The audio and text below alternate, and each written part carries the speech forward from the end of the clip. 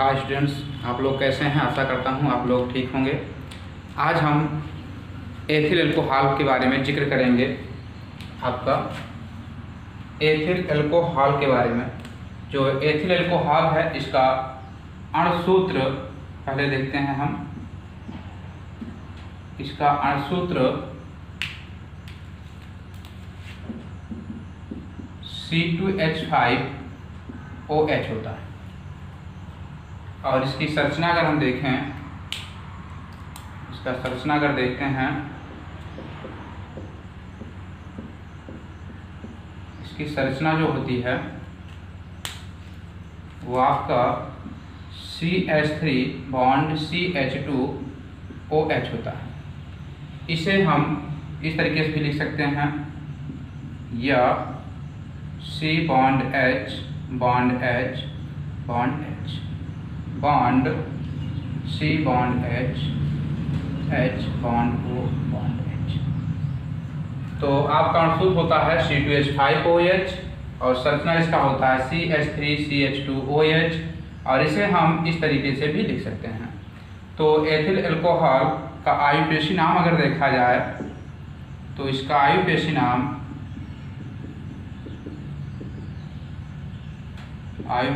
इसका जो होता है हमारा एथेनॉल होता है। इसका आयुपेशी नाम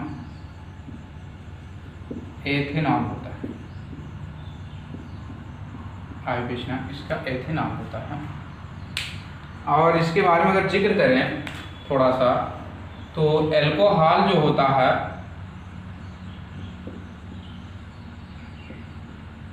एल्कोहल में एथेनॉल, यहाँ क्या कह सकते हैं, एल्कोहल का एथेनॉल प्रमुख सदस्य है, प्रमुख या मुख्य सदस्य है। और कह सकते हैं यह सभी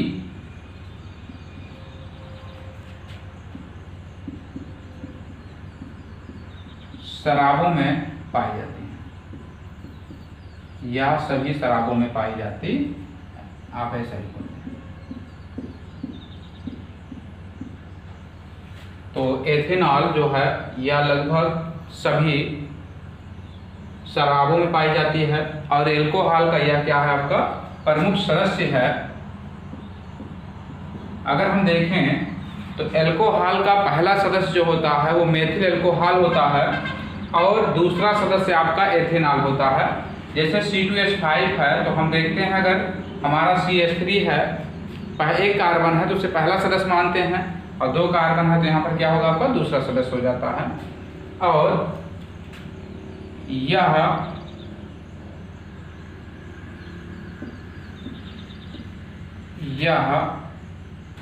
या इसे कह सकते हैं आप, इसे अन एल्कोहल भी कहा जाता है। एल्कोहल भी कहते हैं।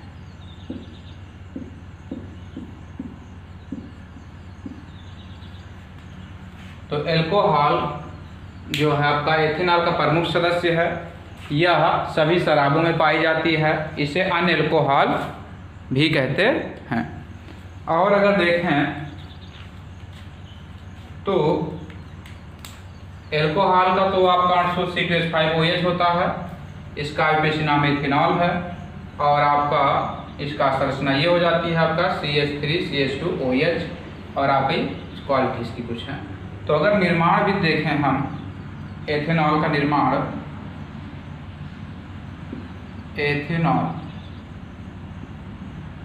अगर हम देखें एथेनॉल का निर्माण,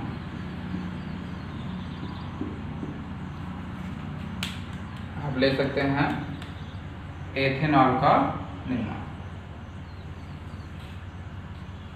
तो एक तो इसका होता है प्रयोगशालाविद और एक होता है औद्योगिक विद। तो आज हम पढ़ते हैं इसके लिए औद्योगिक विद पढ़ेंगे। तो इसमें पहला आपका है कि शांत सल्फ्यूरिक अम्ल।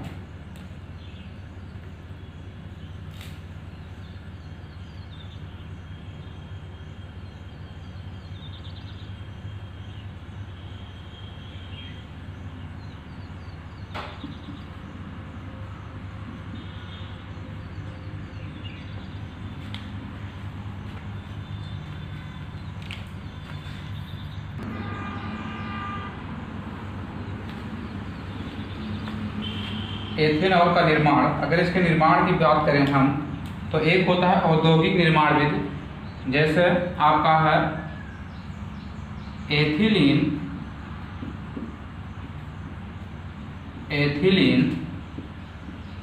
तथा सांद्र सल्फ्यूरिक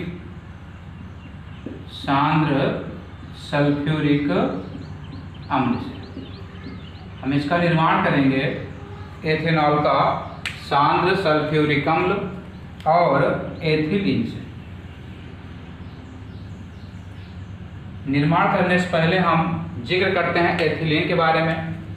एथिलीन आपका, अगर हम बात करें एथिलीन की, तो आपकी जो एथिलीन गैस है, एथिलीन, इसका जो अणुसूत्र होता है वो होता है CH2 डबल बॉन्ड CH2, या इसी को हम लिख सकते हैं C2H4। ये आपकी एथिलीन है, इतना। ये एल्कीन का जो है पहला सदस्य है आपका। और शांत सल्फ्यूरिक अम्ल के बारे में बात करें हम, तो शांत सल्फ्यूरिक अम्ल जो आपका है, इसका अणुसूत्र होता है H2SO4 होता है। शांत सल्फ्यूरिक अम्ल को हम अम्लों का राजा कहते हैं, अम्लों का राजा कहते हैं। और इसे कशिश का तेल भी कहा जाता है, इसे कशिश का तेल भी कहते हैं।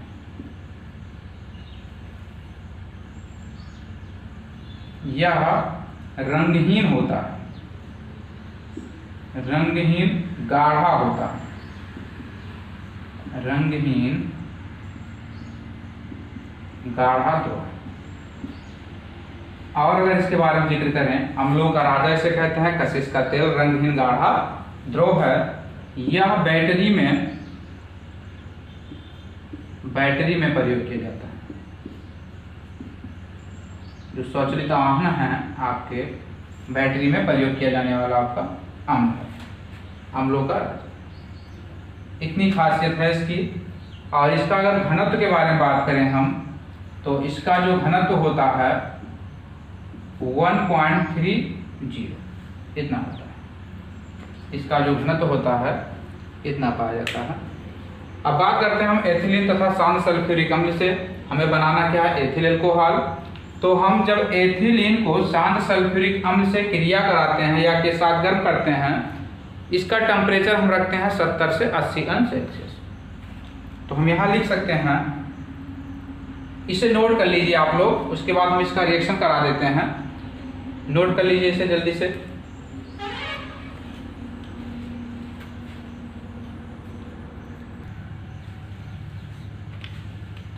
नोट कर लिए हैं आप लोग इसे।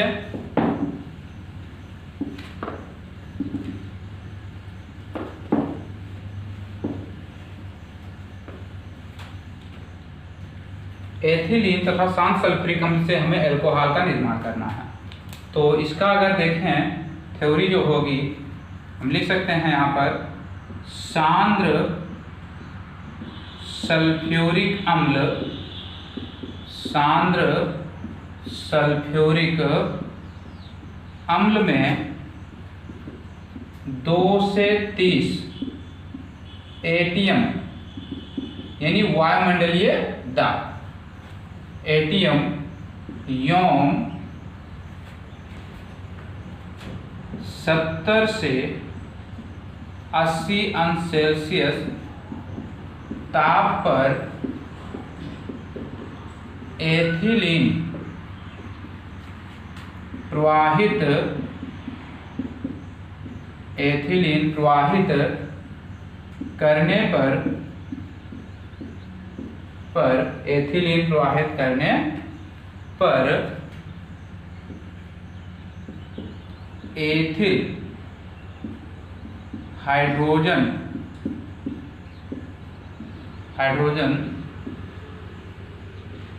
सल्फेट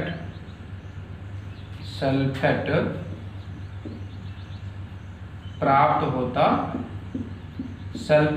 होता है,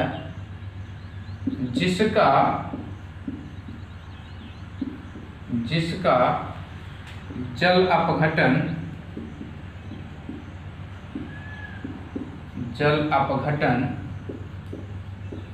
करने पर एथिल अल्कोहल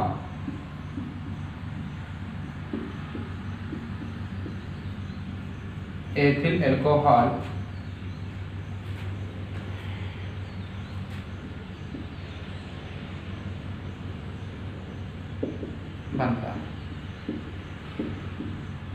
ऐसा आपका है कि शांत सल्फ्यूरिक अम्ल को हम क्या करते हैं, 2 से 30 वायुमंडलीय दाब पर 70 से 80 अंश सेल्सियस ताप देते हैं।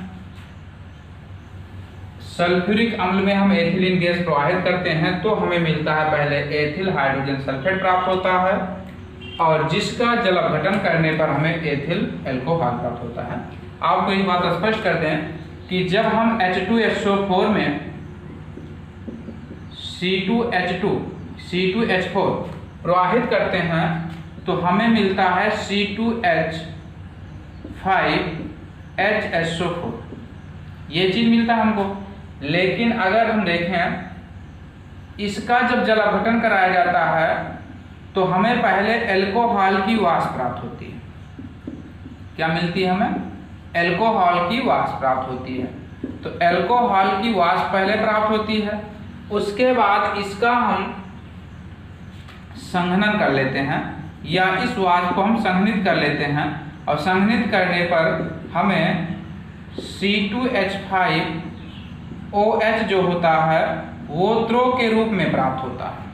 C2H5OH जो होगा हमारा वो किस रूप में मिलेगा हमको? द्रव के रूप में प्राप्त होता है। अब चलते हैं इसके रिएक्शन पर, हम थोड़ा रिएक्शन देख लेते हैं इसका रिएक्शन क्या होता है।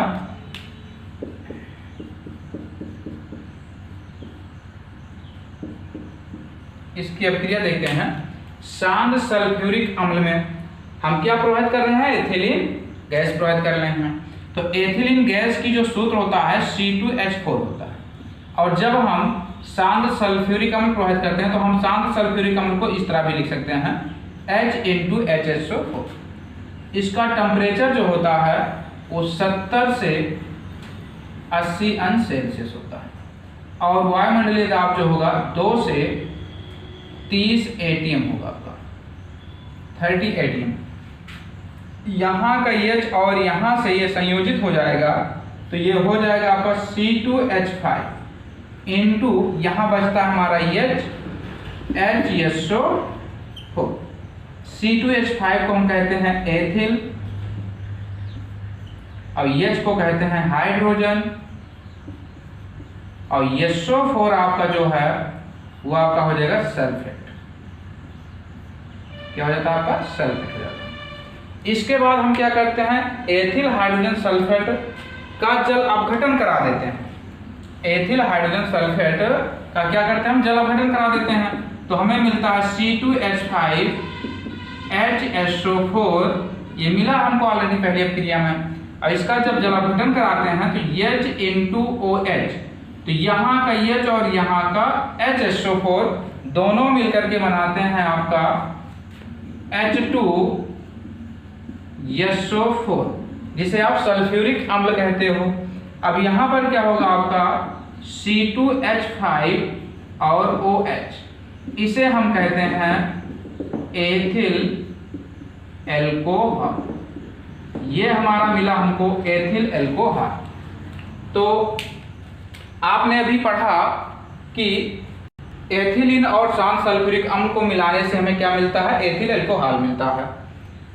जो यहाँ H2SO4 है, H2SO4 एक उत्प्रेरक का कार्य करता है। यहाँ पर H2SO4 क्या है आपका उत्प्रेरक का कार्य करता है और हमें देता क्या है एथिल अल्कोहल।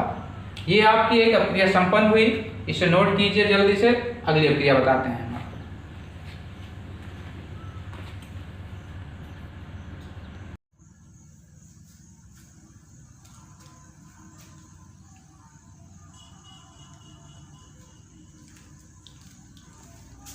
अब हम अगली अभिक्रिया पढ़ते हैं। इसमें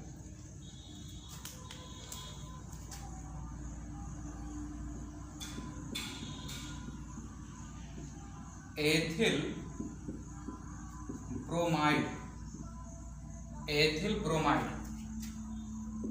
के जल अपघटन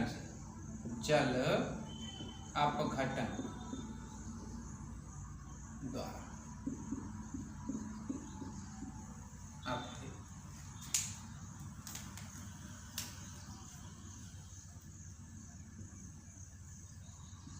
अगर हम इसकी थ्योरी कराते हैं तो हमें है एथिल ब्रोमाइड के जल अपघटन द्वारा एथिल अल्कोहल प्राप्त होता है।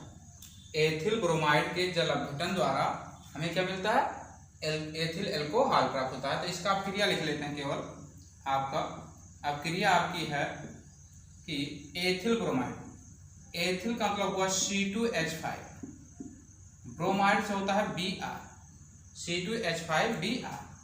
जल अपघटन कराना है तो H*OH। बहुत नॉर्मली अभिक्रिया, बहुत साधारण अभिक्रिया आपकी है कि C2H5Br और H*OH का हम क्या करते हैं जल अपघटन करा देते हैं। तो जब जल अपघटन करा देते हैं तो हमें मिलता है ethyl alcohol. C2H5Br plus H*OH का जल अपघटन करा देते हैं तो हमें मिलता है C2H5OH प्लस HBr, यही मिलता है हमको। C2H5Br प्लस H*OH का जल अपघटन कराते हैं तो हमें क्या मिलेगा C2H5OH प्लस HBr मिलता है। यदि और देखें कि एथिल अल्कोहल बनाने के लिए अन्य क्रियाओं में तो एक है आपका क्षार के साथ क्रिया या क्षार से अपघटन। क्षार से हम क्षार से बनाते हैं तो इसमें क्या होता है आपका एथिल ब्रोमाइड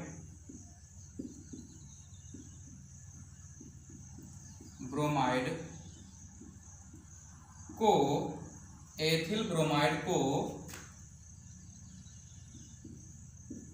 क्षार के साथ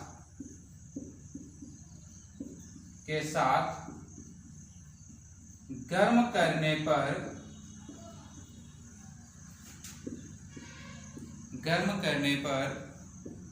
एथिल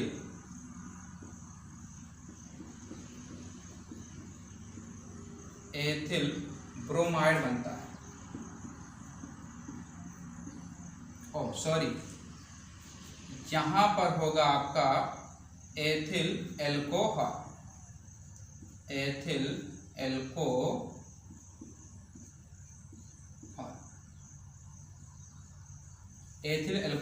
बनता। अगर इसका रिएक्शन कराएं, हम अपक्रिया कराते हैं तो आपका है C2H5Br और क्षार का मतलब होता है कि वे पदार्थ जिन्हें जो जल में आपको OH माइनस दे, क्या देते हैं OH माइनस जो देते हैं उन्हें हम क्या कहते हैं क्षार कहते हैं। तो आपका जैसे C2H5Br, जैसे आप ले लीजिए NaOH कास्टिक सोडा, इसे कहते हैं हम सोडियम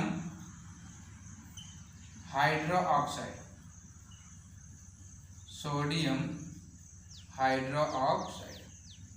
इसे कहते हैं।